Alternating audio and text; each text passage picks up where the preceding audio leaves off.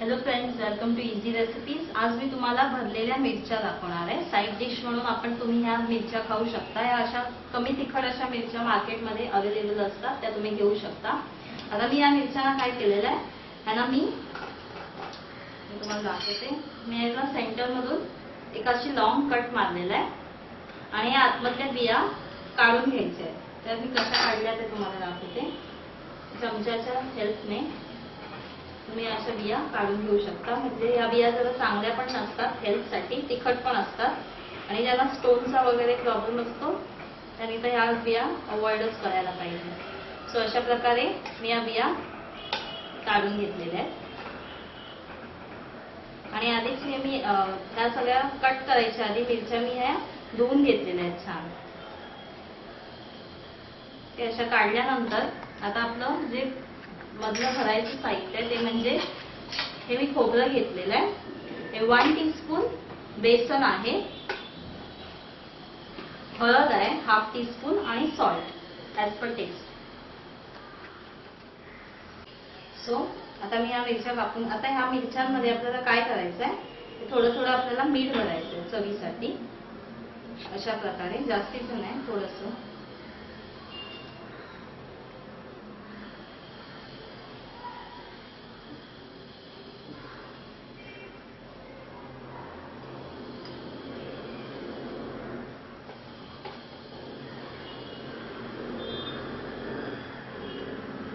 आता आपण ह्याचं सारण तयार करूया। हे मी खोबरं घेतलंय, आपल्याला जास्तीचं लागत नाहीये, थोडंसं जेवढ्या मिरच्या असतील त्याप्रमाणे आपल्याला खोबरं घ्यायचंय।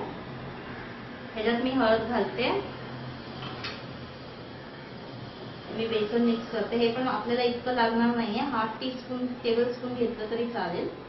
आणि हे मीठ आहे, ते मी ह्याच्यात ऍड करते। आपल्याला छान असं मिक्स करून घ्यायचंय।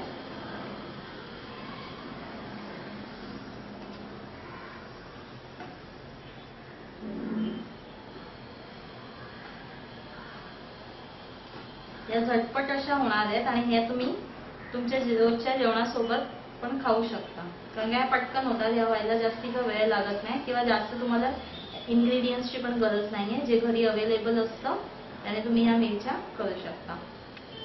आता हे मिक्स जर जास्तीचं झालं नाही तर ब्लेंड करण्यासाठी थोडं आपल्याला पाणी यूज करायचं, जास्त नाही, 1 ते 2 थेंब, म्हणजे हे व्यवस्थित ब्लेंड होऊ शकेल त्याच्यासाठी। हे बघू शकता तुम्ही, छान ब्लेंड झालेलं आहे। आता हे आपल्याला सारण आपल्या मिरच्यांमध्ये भरायचं आहे। सो मी अशा भरून घेतलेल्या आहेत मिरच्या। आता मी तुम्हाला भरून दाखवते। अशा प्रकारे तुम्हाला ह्याच्यात खोबरं भरायचं आहे।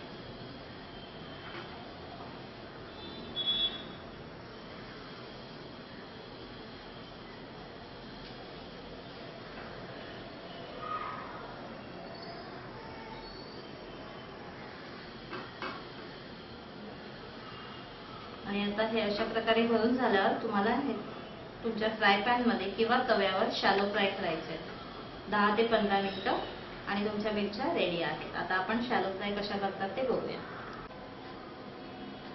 सो मी इथे माझं पॅन घेतलेला आहे, गॅसची फ्लेम ऑन केलेली आहे। मी अशाच ठेवणार आहे ह्या मिरच्या।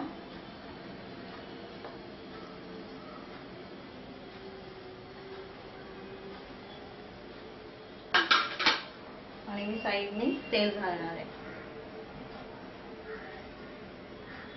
तर या मीडियम फ्लेमवर ठेवायच्या मिरच्या 10 ते 15 मिनिटं। मध्ये मध्ये आपण ह्याला बघत राहायचंय, पलटत राहायचंय।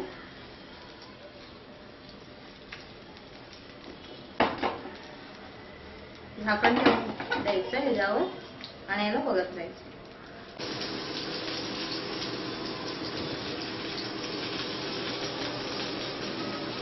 अशा प्रकारे एक साइड आपल्या मिरच्यांची झालेली आहे, अशा करायच्या त्या। आता आपण ह्याला झाकण घालून नाही ठेवायचं, कारण तुम्ही बघू शकता मिरच्या छान मऊ झालेल्या आहेत, म्हणजे शिजलेल्या आहेत बऱ्यापैकी। थोड्या वेळ ह्याला 5 ते 10 मिनिटं जर सगळ्या साईडनी झाल्यावर ह्याला आपण आता काढून घेणार आहोत।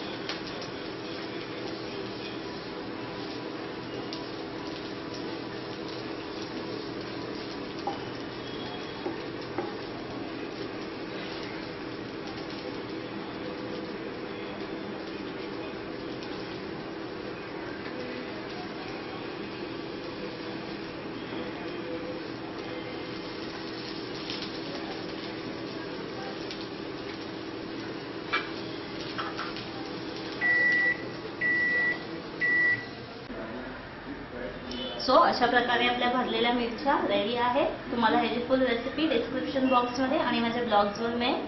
So if you like the recipe, subscribe my channel and hit the like button. Bye.